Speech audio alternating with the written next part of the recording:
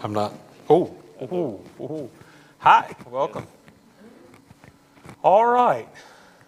We are ready to get going. So Jared has joined me. I'm going to turn me down a little bit back there and tonight. I'm appreciative of that. And I sent an email out to a lot of guys about teaching. And if you're not on that schedule, let me know. And I think we need somebody for next week. So if I don't have somebody soon, I'll start hounding people. Just as a reminder, this is actually our material for the quarter. So we're doing something a little different. We're just reading, and then we'll come together and talk about it. And I'll explain more of that in a moment. Let's go ahead and get an opening prayer, if we don't mind. And Jonathan, you have a mic. Why don't you lead us in that prayer, and we'll get started. Our God and our Father in heaven, and we're blessed to be together as your people and as a family tonight. And Father, as we begin a new study from your word and we look at Ecclesiastes and the lessons and the wisdom that is found there, we pray that you'll open your word to us and that our hearts will be open to you. And as we study, we will grow and learn and have a better understanding of your will for us. Please watch over us and guide us. In Christ's name we pray. Amen. Amen. All right, so we've called this "There's Nothing New Under the Sun." It's the second most repetitive phrase in the book. That phrase is used 29 times, by the way. Can I go back? It'll be on the, you'll get it in just a minute. When I do a picture, there'll be a QR you can grab.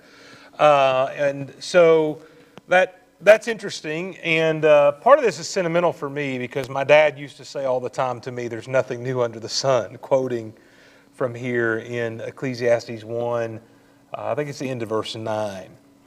So as we get started, just some real fundamental things. This is stuff I didn't send to Jared because we're not going to spend a lot of time. But and before we get to that, let me explain these 4 questions real quick. I meant to do that already. These 4 questions are based off of 2 Timothy 3:16 and 17. They're based off of the idea that all Scripture is profitable for doctrine, reproof, correction, and instruction in righteousness.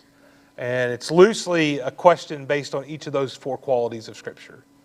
And somebody was talking to me today. Lisa was over the house and said, the good thing is you could take that back of that bookmark and you can use it to study anything. And that's exactly the idea, is to do that. Now, we're going to roughly reserve, hopefully, the last 10 to 15 minutes for that. It's not going to be our whole class because that would be only about 10 to 15 minutes worth probably. But we're going to talk about the text every week, and so I want you to encourage to think about it, and then we'll make those applications towards the end. So 2 things that are addressed throughout the book of Ecclesiastes. The first of those is the human experience meaningful, controllable, and or predictable? Is it meaningful, controllable, and or predictable? And the second one is human well-being possible? Now what's interesting about this is that the answers create quite a bunch of attention because the first answer is no, life has no meaning, and the second answer is but life can be enjoyable, which is what's interesting about that.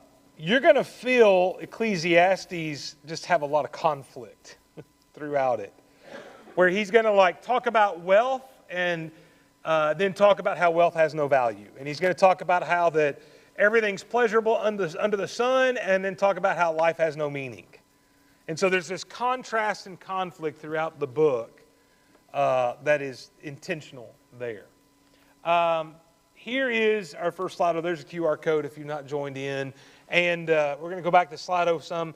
What do you think the theme of Ecclesiastes is? What is the theme of Ecclesiastes? So I'll let you guys dive into that and put up what you have there. And Jared, just your thoughts. You texted me this week and you were like, you would give me poetry. That was, I think, what your text message was. I'm not a fan of poetry, and so, I'm a science, black and white. But I think the theme of Ecclesiastes is looking for happiness. We kind of already hit on it. Look on happiness and purpose of life. We think Solomon wrote this, and he's got all this wisdom, and he talks about it later in the book, that even with all this wisdom, it means nothing after he's done all this soul searching.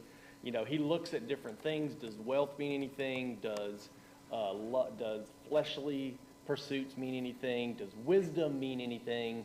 And so he kind of comes to the conclusion that, none of those things mean anything at the end of the day. And so I don't think the book ever says it, but what it's kind of hinting towards is that is that God is what we should be pursuing, that none of these things here are going to satisfy this internal desire that we all have.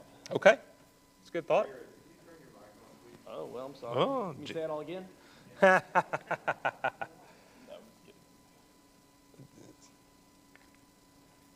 Button on the side, press and hold it till it lights up. There you All go. right, there we go. Okay, so the answers we got is fear God and keep His commandments. Somebody skipped and read the end first, by the way. How the world is not our final home, not to be attached to it. Life lessons. Life is fleeting. Focus on God. Only God gives meaning. A search for meaning of life under the sun. Practical observations of living in this world. I like this one. Might as well go for it. That's an interesting way to put that. Might as well go for it. And we got some more coming in. What's really interesting is that Ecclesiastes uses a structure or a style called an inclusio. You ever heard of an inclusio? It's bookends. And the bookends are that it starts off in chapter 1, I think it's verse 3, and then later in 12 and verse 8, it uses the same phrase. Anybody know what that is? What's that? Vanity of vanities. Vanity of vanities, all is vanity. All is vain. The book opens and ends with that idea that all is vanity. And it's interesting, another was here, how to focus on God while living on this cruel world. I mean, the reality is, Ecclesiastes, when you read it, and tonight especially, it's a little depressing. Especially the poem tonight that we're going to look at.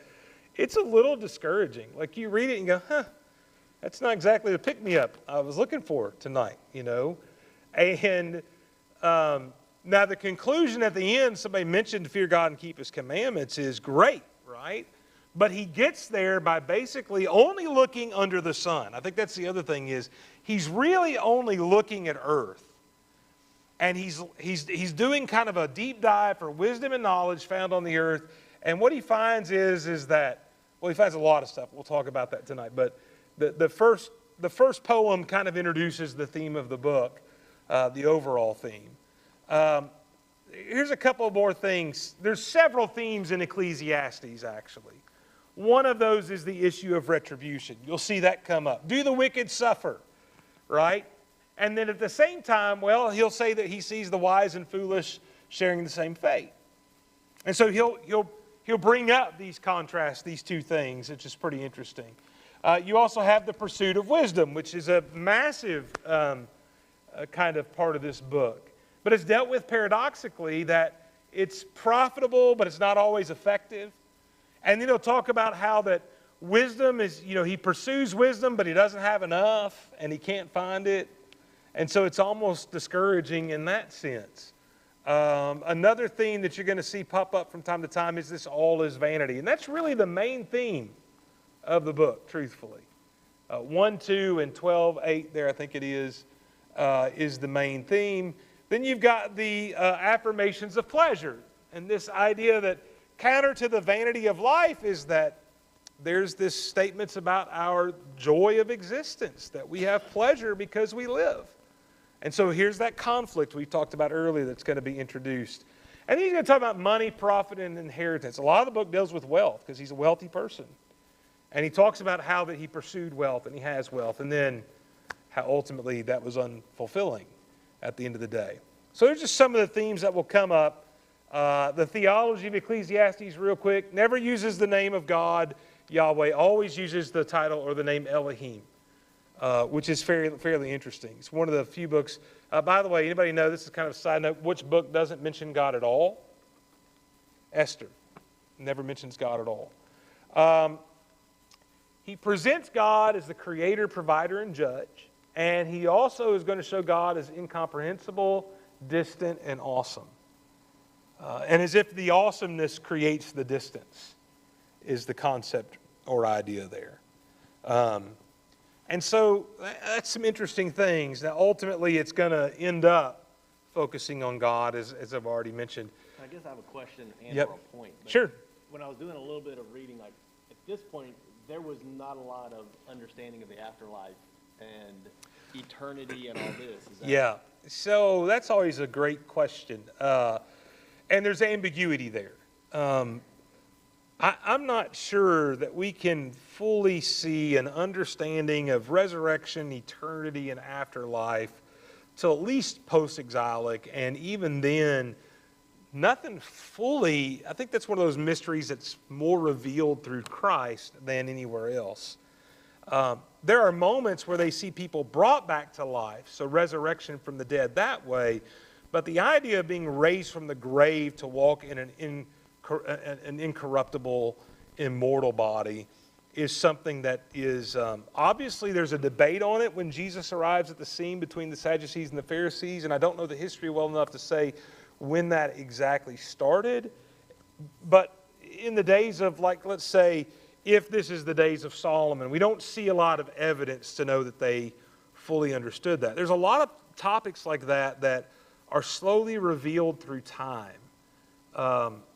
I think the idea of Satan is something that is developed over time.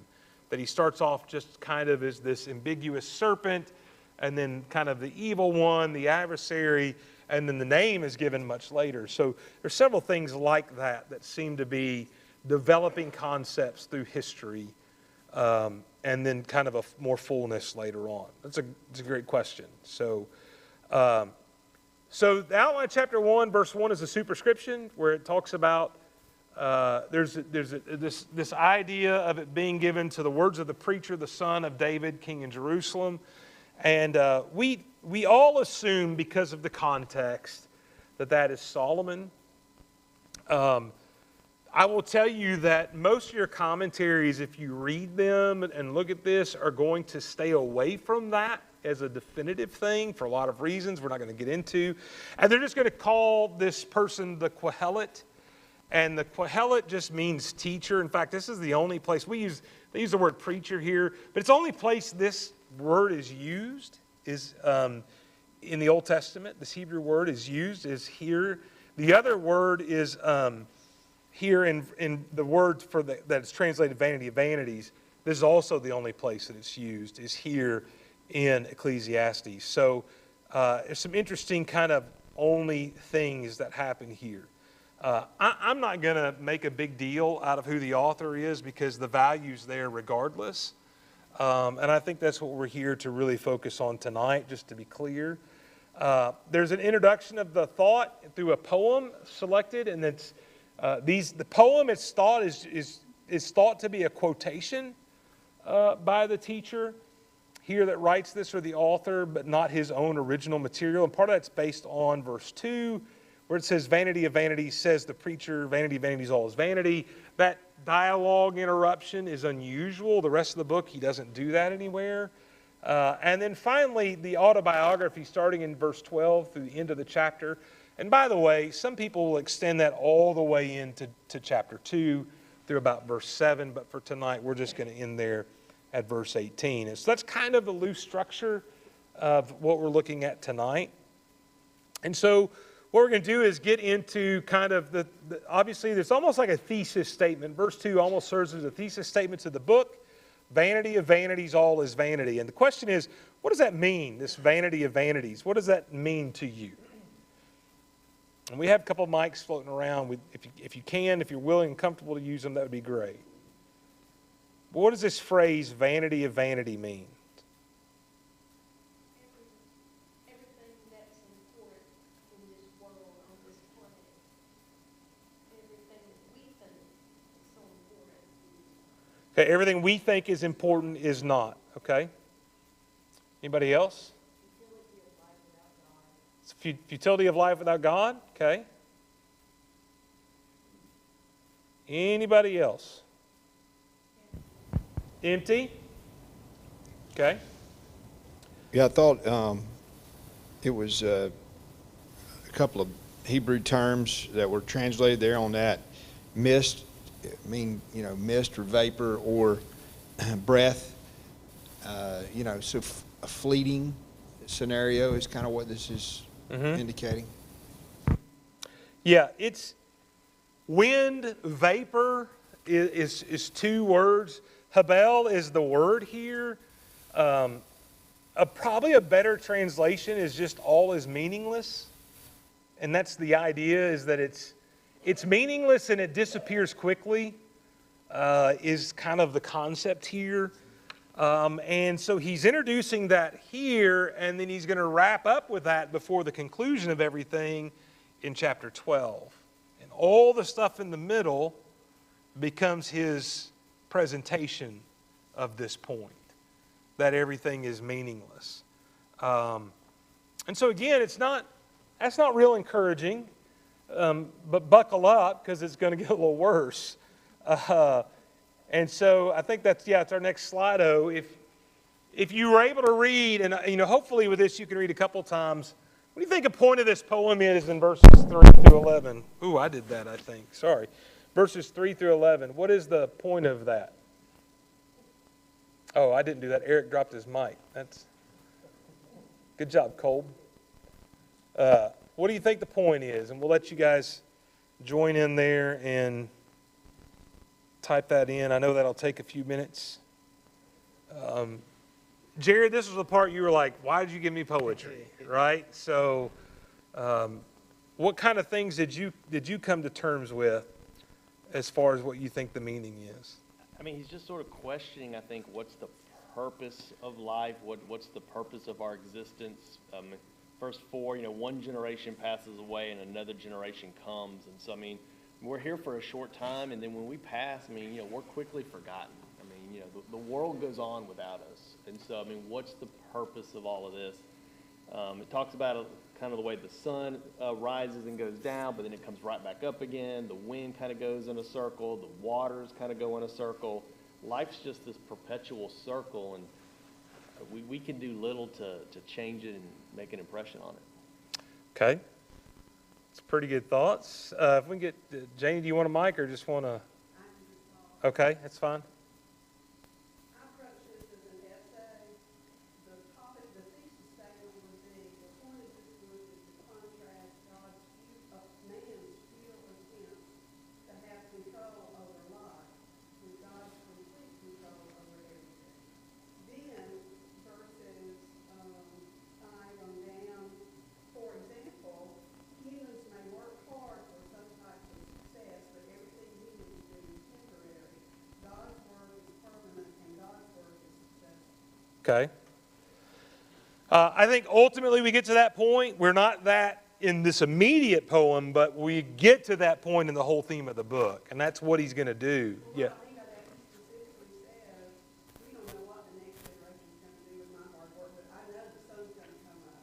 I know the sun's going to go down. I know that the streams are going to run into the sea. So that's what I mean by Yeah. Yeah, we'll talk about, I have a slightly different understanding of the poem's thing with the streams and the sun and the wind, and we'll talk about that in a moment. Let me get some of these answers. Somebody says, I'm going to seem cynical, but give an example of, say, the holidays, people rush around, I got to do this and this. No, you don't. Who cares? What's the point? Seems exhausting. Somebody else says, everything is vanity. There's nothing new under the sun. Things come and go. Things happen. The future doesn't look at the past. Verse 4, generations come and go, but things of the earth are always the same. All of those, I think, are really good, setting the foundational idea of the seemingly emptiness of everything that happens in this world. Yep, John Dean. Yeah, what jumped out at me was the word prophet, second word. What prophet? And he kind of goes into this whole big picture of life. And as we've already talked about, I mean, the writers, what's the gain from all this? Yep. What am I getting out of all this? And I think that's one perspective to ask that question. I think the other side is, well, your life could be a loss. Right. Our life either is going to be a gain or a loss when we think of either passing this test and living with God in glory forever, or not and living with the devil in hell forever. Okay. Yep, Chris.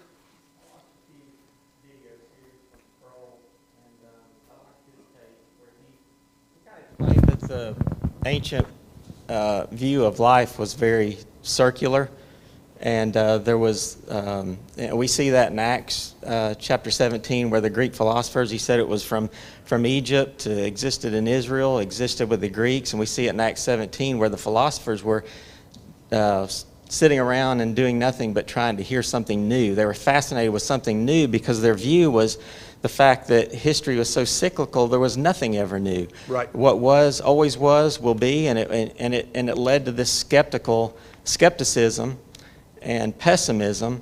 And he says that's kind of the approach that the preacher is giving of life from the very beginning. Yep. A very pessimistic skepticism that nothing ever changes, everything is just futile, nothing ever new. Yeah, that's really what's going on here. Now let me explain why that is. The generations go and generations comes is, here's a generation pops up, they go away, there's just another generation to take its place. And so you have this cyclical thing of life where it's just generation coming and going. This becomes more clear with the sun. You know, what he's saying about the sun here is the sun rises and goes down, and the end of this verse is really important, hastens to the place where it rises. So think about this in ancient terms. The sun goes across the sky, and he has to run real quick by morning to get back to where he started from. And all day long, I mean, all of its existence, the sun just does this over and over again. What meaning is there? Right? You start here, you end there, you race back around to start here. And that's the idea.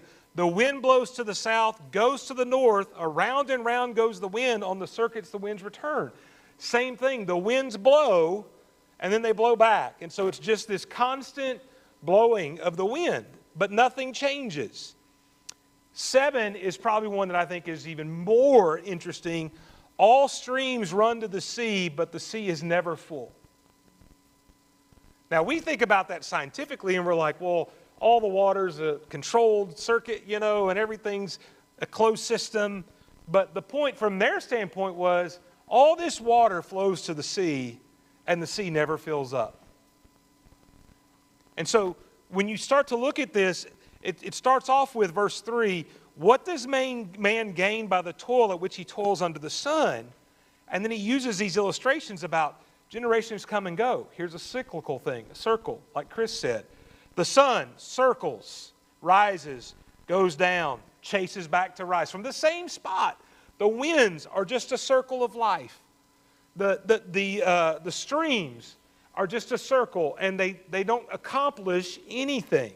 So then you get to verse 8, all things are full of weariness. A man cannot utter it.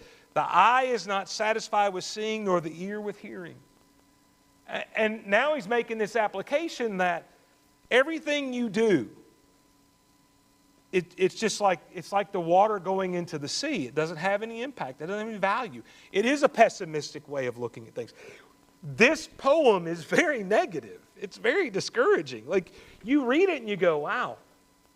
So you're just saying life has no value, which is how he starts off, right? Life is meaningless. Well, we talk about getting stuck in life's rat race or running on the gerbil wheel, nothing new under the sun. Solomon knew this back then. We still struggle with that today. Yeah. And that's where he gets to, really verse 8 is probably the closing of this poem. And verse 9 could be his reflection. But what has been is what will be. So it's like, we're starting to lay the groundwork like Chris said. What has been is what will be. What has been done is what will be done. There is nothing new under the sun. And so you can pursue things, but you're just like the sun who rises and then goes down and has to go back and rise the same way the next day. And it's just the same thing over and over and over and over again. And so then he says there in verse 10, is there a thing of which is said, see, this is new? It's been already in the ages before us. There's no remembrance, and this is the interesting thing in verse 11, is because there's nothing new, and because it's just generation after generation, verse 11 is, there's no remembrance of former things, nor will there be any remembrance of later things yet to be among those who come after. Not only is life this boring cycle that nothing is ever fulfilled, but you need to understand that a generation from now, whatever you thought was great, nobody's going to remember you for. So encouraging, right? And when you look at this as a form of poetry, that's what's being said. Your life is meaningless. That's what verse 2 said. And so the whole point here is, what this whole thing is doing is it's making this illustration of his point in verse 2. Life is meaningless.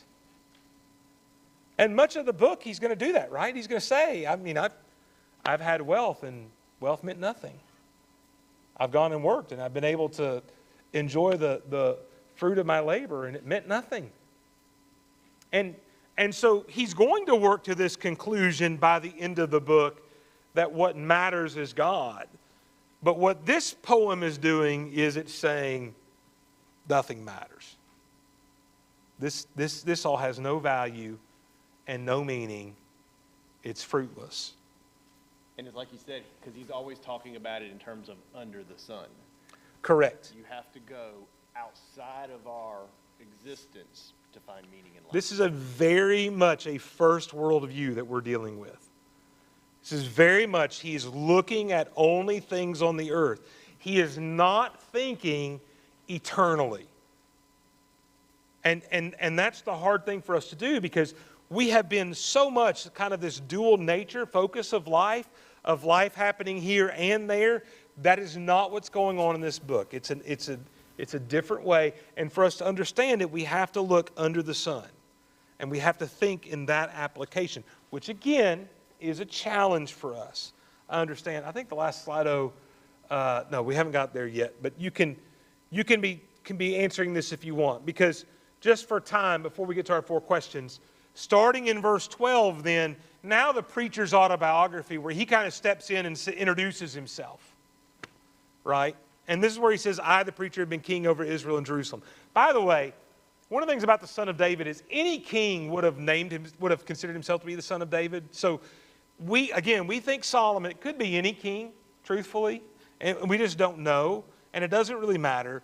But he says here, I have applied my heart and to seek and search out wisdom, all that is done under heaven. So the question here is, what has the preacher learned about the pursuit of wisdom? Before we get to that from Scripture, if you've already read, what does he learn about the pursuit of wisdom?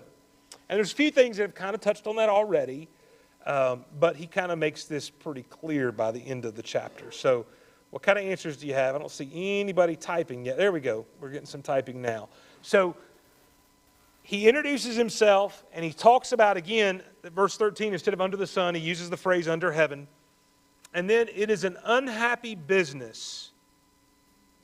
It is an unhappy business that God has given to the children of man to be busy with.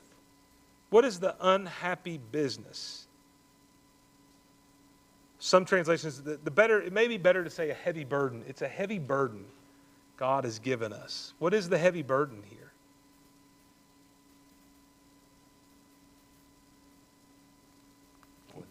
Huh? I wasn't sure. You weren't sure? John?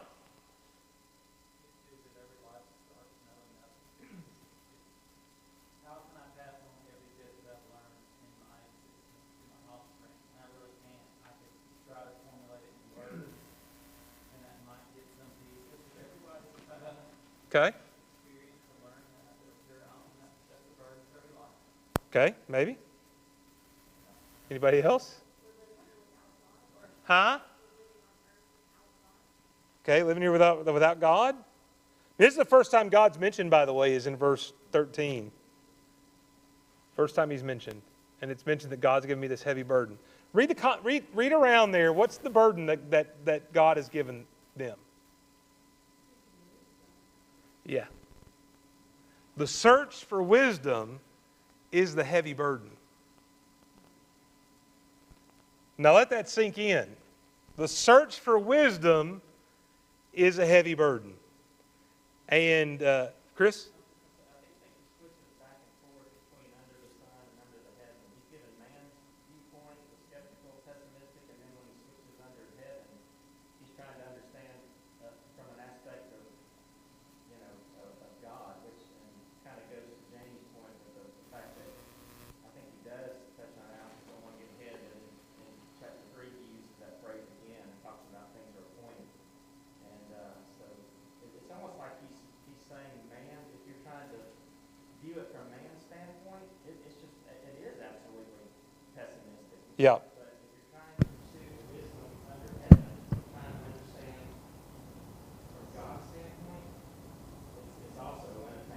Yeah.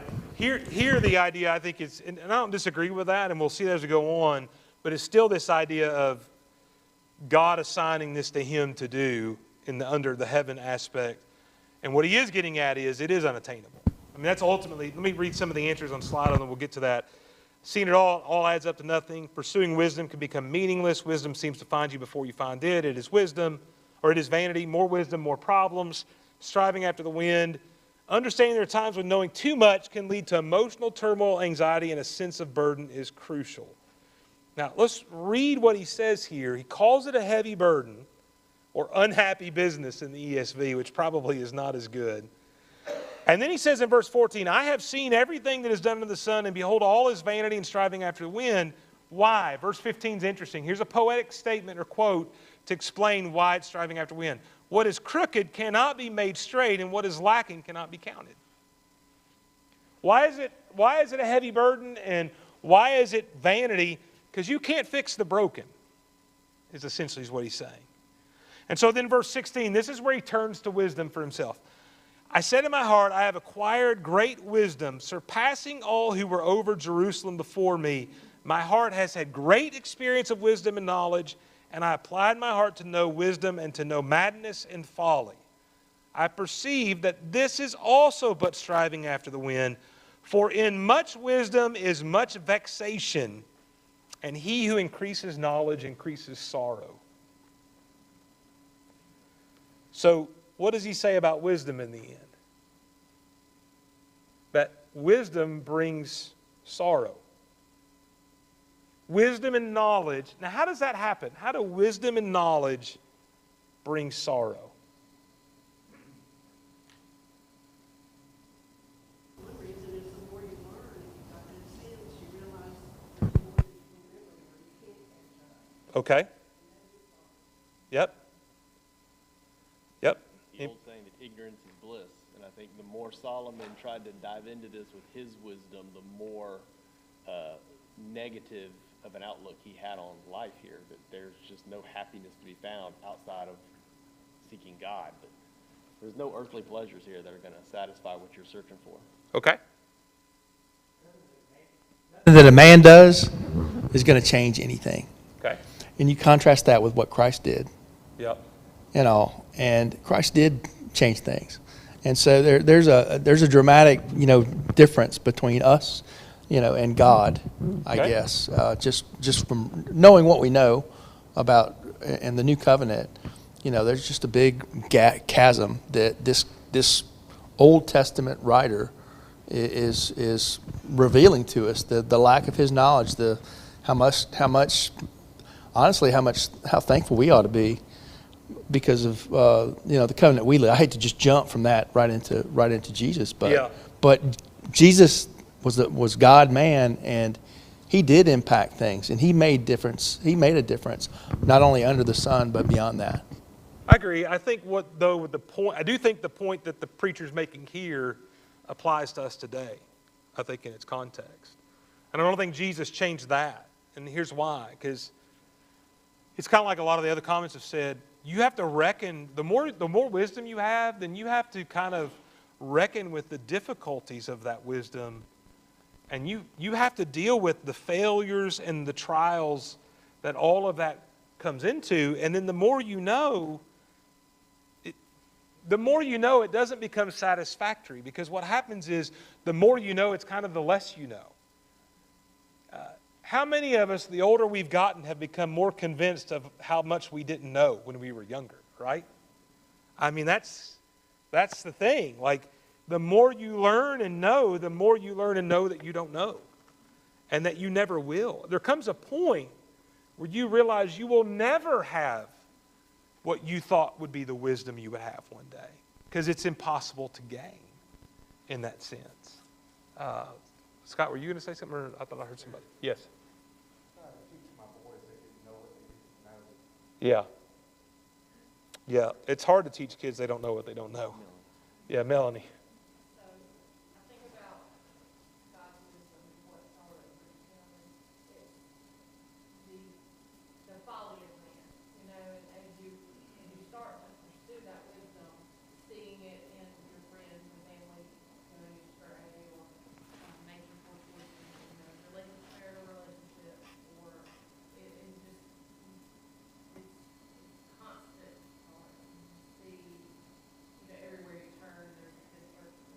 Yep. There's a lot of joy too, but There is constant sorrow. nature of man, Yeah. you know. There's constant sorrow looking externally, but I think part of what he's saying here is when you look internally, there's constant sorrow. When you pursue wisdom and you even look in the mirror, more wisdom produces more sorrow. And that's kind of scary. I'll use, not Jared, but my sister-in-law is also a doctor. And remember when she was in med school, there was a period of time we laughed and we told her she was a hypochondriac. Because as you begin to learn about some of these things, you become convinced you have all of them. If you meet a doctor that thinks he knows it all, you should walk away. Yeah. I mean, But the she more was, you yeah. learn, the more you realize you don't know everything there is. to She know. was just convinced, like she some rare thing, and we're like, and that's when she was in med school. Obviously, she's a lot better now. But the idea there is still the same. The more knowledge you have and you look at yourself, the more you realize how much you need to change and the reckoning that comes with it. And the pursuit's not going to be there. And it's a humbling kind of thing. And so that's a big part here. By the way, he uses that same kind of phraseology here, and this occurs 35 times, this idea of leading to vanity here, to translate it a little differently. It's the same root word. 35 times that habal is used in the book. 29 times under the sun is used. Those are two major things that are just going to repeat themselves over and over and over again. Well, let's go to our questions, and one of those is, what have you learned from the reading? Now, that may be a little bit difficult since this has been kind of a discouraging reading, but what do you learn from the reading? Jared? I took away, that man, and we see Solomon here, has always searched for meaning. And so we are not any more enlightened today than he was at this time. And we have all these people out here who are, agnostic or these different things, and they think they're searching for meaning in different ways. And they're not doing anything that Solomon hasn't already explored thousands of years ago. Okay. Anybody else? Anybody else? Yep. In verse 5, when you said, it hastens to the place where it rises, how it keeps on going. And another thing is, I know that he's always been talking about things on the earth, but it's not until I, wrote it down that it really sunk in. Yeah. Does that make sense? Yeah. Yeah. In that poem section. Yeah. Janie? One thing that affects me is this writer is someone who has lost his way completely. And everything he writes is deep, because everything he writes is not necessarily true. Everything is not vanity. There are valuable things, so I think we need to remember, and I think this is an older Solomon who has lost his way from God. Okay. And I think the text proves that it's Solomon. Okay. So when you start out being the wisest person who ever lived to a person who doesn't even know why he's on earth, he's not a biblical narrator. Okay. Anybody else? Yeah, Jonathan? Maybe not, maybe just a connection I never noticed before, but going back to the garden, like we like to do, the original intent for man was not vanity. It was not meaningless labor and toil over and over and over. That's what we brought on ourselves from the curse. That the reason we're in this state, it's our own fault. And Yep. God's design was not for life to be this way. Sure. Yep. Anybody else? Yeah. We also look at it as being not so much negativity with it, that it's just a learned experience, like how Eric talked about with a parent trying to talk to our kids. This is the struggles I've had, and this is what I've learned. We could, but ultimately what he's going to come to, and again, we struggle with this idea that everything is vanity and that can't be true, but his point is everything under the sun is vanity. That your emphasis on this world is vanity. Now, again, that's kind of hard for us to stomach, but 35 times he mentions that. I mean, that is his predominant thought. And that it is contained to the pursuit of earthly things under the sun is vanity. Because his conclusion is going to be, because everything is under the sun, fear God and keep his commandments. And that the true meaning to life is when you get above the sun. That's where he's getting to. And his reasoning is, now he's going to say along the way, like, pleasure's fun, pleasure's good, right? Go out, and he's going to make those arguments that there's positives to this life. But even in their positives, they have no value or meaning in relation to serving God. That's what he's trying to get across. And so from that standpoint, it feels negative until we actually put it in the context of the conclusion. And look, at the end of the day, what I want to teach my kids, what this book is saying, hey, look, all the things under the sun, they're just a means to the end. They don't matter. You have to do them, but they don't matter. What matters is fear God and keep His commandments. You can do that delivering trash or being a doctor. Doesn't matter which way, because that stuff's under the sun. But fearing God and keep His commandments is what matters. And so again, that's what you have to kind of, and it's hard for us to kind of realize that all is vanity in the majority of the book. 35 times vanity, 29 times under the sun. There's a reason why those are mentioned so often. That is what he's looking at. His search for wisdom and knowledge that is fruitless and of no value is searching for it under the sun. And that's key. Yep. It's almost like, I remember being a kid and lying on the ground looking up and just simply wondering, why am I here? What is this all about? Right. Yeah. And I don't mean that pessimistically. No. Literally, this was a long time ago before but Right. it was weird, but it's really not that weird. Yeah. I think Ecclesiastes gets that. Let's move on to the second question, just for time. Where do you fall short in this? Where do we fall short? Somebody that's willing to share what they fall short. I work too hard for the wrong stuff. Work too hard for the wrong stuff. Okay, anybody else? It's easy to get caught up in the pursuit of materialistic things, the pursuit of fun. I mean, this world constantly pulls at us, and once you achieve a goal or you achieve something, I mean, for me, I have sometimes felt emptiness and been like, what do I do now? And so, I mean, when you focus on things under the sun, you're going to end up feeling empty at some point. There was a time, what? Yeah, there was a time as a kid, busyness, Lori says, there was a time as a kid I thought, well, if I had enough money, I'd be happy. Guess what happens when you have enough money? You find out what? You need more. You need more. It's not enough money. Like, there's no end to the pursuit of things under the sun. You never find satisfaction. Yep, Scott? So we got a world full of people taking pills for depression, and I'm not throwing off on that because there's needed things for that, but there's a reason why for so many. Yeah. And that's where they put their, their everything. It's in this life. It's in the stock of the things here. And you reach the high that you think you need, and then it's like, well, now what? Right. Because that high doesn't last. Right?